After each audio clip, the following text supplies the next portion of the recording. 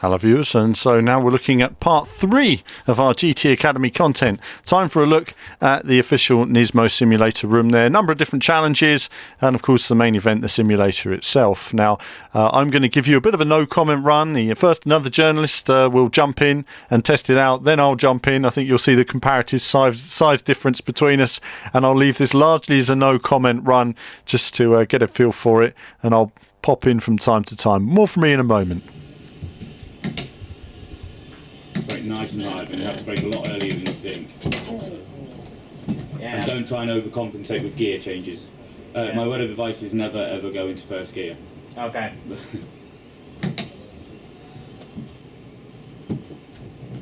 Because this car, as in real life, is very twitchy on exit. It's not got amazing traction.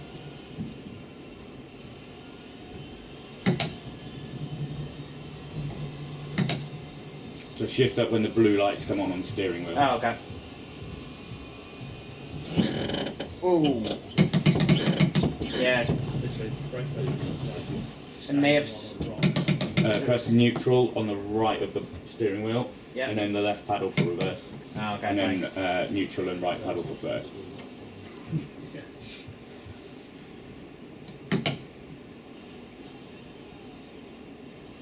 Yeah.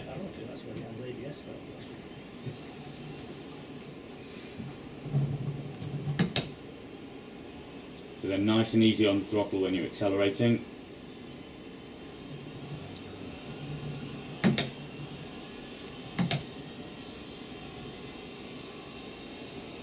So for cops you want to go down to 4th. So brake, 4th gear.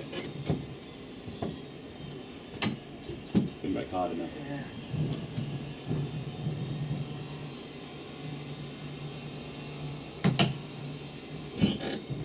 Fourth gear. Leave it in 4th. Then down to 3rd.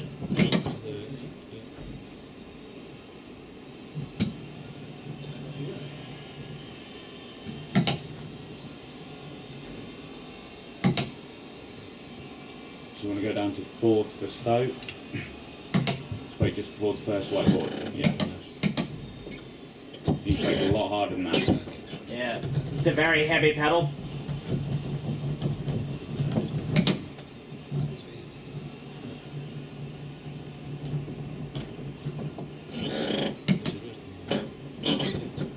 And so you can see the challenge that is presented in terms of the braking. Certainly a lot of brake pressure required on this simulator.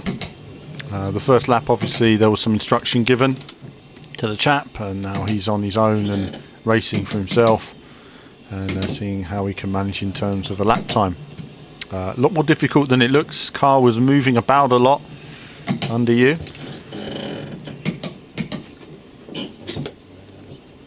Very difficult on that corner, finding the braking point, getting it just right. Again here as well, you want to turn in nice and early. You miss that apex and you can go wide, losing vital time. Certainly unlike the Gran Turismo game, smoother driving appeared to be a lot quicker in this simulator. We're driving in a similar body to the Delta Wing sort of look, that matte black paint job on there. So we go round into Luffield. Again, just keeping it on the inside there. You can see that, you know, that again, practice makes perfect. If everyone had more laps in the car, they could no doubt improve their pace. We go around Woodcott, flat out for coming into Cops, which is where I would have been standing at Woodcott for the races, which you'll be seeing on the other videos. Great corner Cops is. Narrow on the entry, opens so much on the exit, can never get enough speed. Into the Maggots and Beckett's complex. Before, of course, we go down the hangar straight into Stowe. Now, you can see there, his line is improving. And there's always room to find speed. Just keeping control. You see the car moving about a lot there. A lot of adjustments needed in terms of inputs to the wheel. As we come down that hangar straight. And again, it's all experience in braking for these corners. You need to know where your braking markers are. But I will mention again the brake pedal, which I jump in the car myself and find the same problem on the first corner.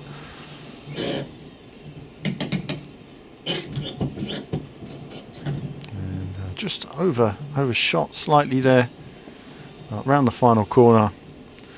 And that's the end of his run. And it finishes. There's quite a nasty pause at the end there. That's it for you, out of the car. Wasn't too bad for a first go. And That's pretty good for a first go. time for myself to jump in just a moment. As you can see there, he's jumping out. Who's next? Got to really lift yourself out of the car. Your legs are buried well below. So now I'm going to get in. I'm getting there, so you can see they take all the padding out. Practically the whole seat comes out for me to fit in, and I'm going to try my best to fit inside. Move the pedals back all the way down to the end, and then I'll jump in. I think you'll notice that my head is actually probably in front of the air intake. Here I come, giant, looming into shot, or sliding in. And yep, just getting myself down in there. There we go. That's okay. That's it. So I just want to get my feet comfortable on the pedals. Now I can tuck myself in. As you can see, I'm a little bit tall for this car, but and I was a little bit too close to the steering wheel. I could have done with the steering wheel being an extra 6 inches away at least. But either way, I'm used to being too tall to race in these setups. And now I'm preparing for my run. There's always that anticipation, isn't there? That excitement and anticipation before you do something like this. You just want to do a good job. So again, I'll have my guide.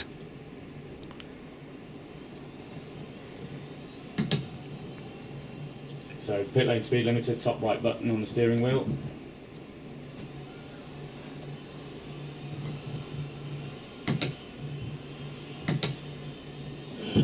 Right, nice and hard, literally as hard as you can. Whoa! I see the brake. Right, okay. Don't be afraid of it. No. Okay, so I was taken slightly unawares by the brake, and then I did a couple of tests. That was the first time using the brake, obviously, and nearly lost control there. The car moving about more than I was expecting, but it's my first lap, and again, like you say, you need to get used to it over the first couple of corners. I think, as with the chap before me, I was slightly taken aback by the pressure needed on the brake pedal was significant. I've got that now, so now it's just a case of getting into my groove, this getting into the line, and you'll see a couple of issues here where the car's moving about a lot and the line looks slightly different. I'll explain that as we go around. Not so much instruction for me. You know, the chap there is well aware that I know my way around, so I just need to, I think, really just do some laps and get a feel for the car. So turning in here to the maggot section, it looks slightly different to me, so I actually missed the turn in, which I now know for the next lap. It didn't look the same as some other simulations I've been on, so I didn't have my turn in. You know, we all have references when we drive, you know, whether they're marker boards, whether they're bumps, whether they're views we can see of curbs, whatever, and my marker wasn't there, so I missed that. But next lap I've got that now. Turning in, obviously. Whoa, trying to get some speed off. That's alright. Let's just slide it round there and let the car go in. So this first lap is really good exploration run. You're learning how to use, you know, how much pressure you need on the brake, i.e. enough to push yourself back into the seat. You're literally pushing against your own back, and you're understanding how the car moves, and now you're getting a feel for it and ready to throw it in there into turn one there as we go through, keeping a reasonable line. This is always the section I find tricky, and I think I've got it wrong again. Yeah. Oh, nearly, not great, but we made it round. Would need another lap there. Again, didn't get my turning quite right. When you get the first part right, you can invariably get the second part wrong. And now onto the Wellington straight. Better this time. Getting more the hang of it. And it would be good to try out a simulator like this over a number of laps, because, you know, once the first part is just getting used to the handling, and then after that really you want to just do corner after corner. Once you know the gears for each corner, it's just a case of finding the apexes, finding out how quick you can get on the power, and what the best line is in some areas, how much speed you can carry through. All depends a lot on the type of car that you're driving. Better this time. Again, it's that narrow entry, but not using all the track on the exit as I would like, so still more speed to carry on. And once you don't carry enough speed through there, you lose speed all the way down the straight. And now to the Maggots and Beckett section.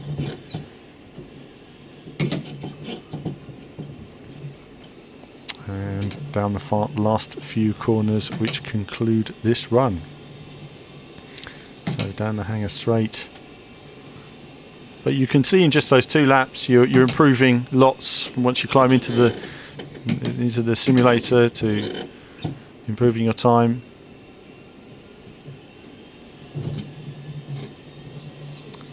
And we come up to the final couple of corners. These are tricky corners, always horrible corners to get right. I carried a little bit too much speed in, but not too bad. I oversteered a bit on the entry because I knew the car would understeer.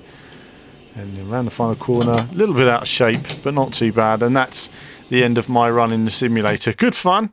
Enjoyed that a great deal. It's nice to just try it out and see the system and the setup that they've got there. And as well as investigating the other aspects in terms of the weight and like the body analyzer there and reaction system and everything else. So that was good fun enjoying that. And so that was it in the simulator. But now it's time for a chat with the GT Academy judge, Johnny Herbert, to find out more.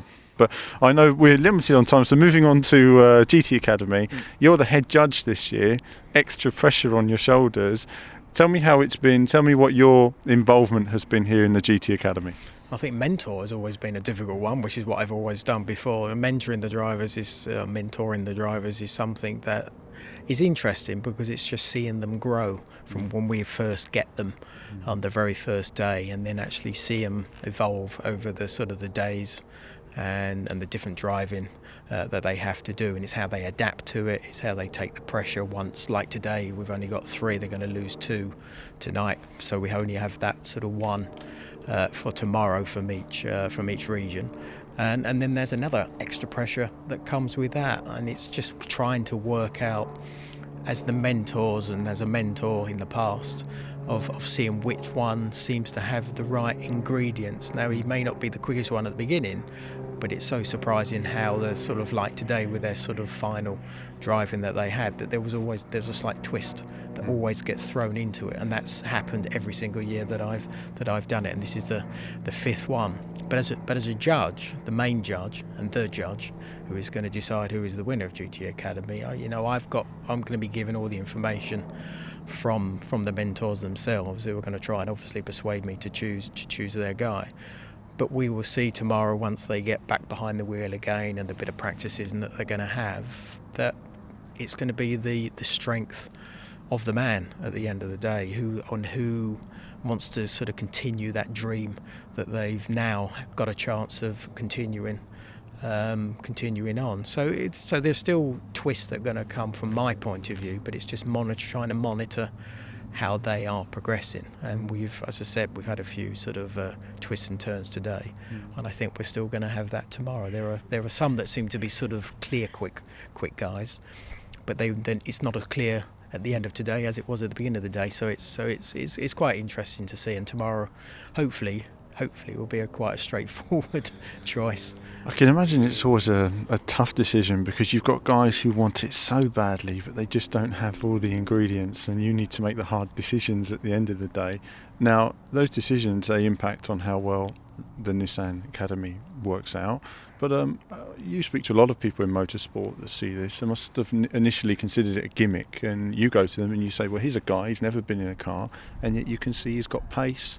You're discovering talent. Yeah, I think sort of for me, the strongest one we have is Jan Mardenborough, and I was his mentor when that was going on at GT Academy.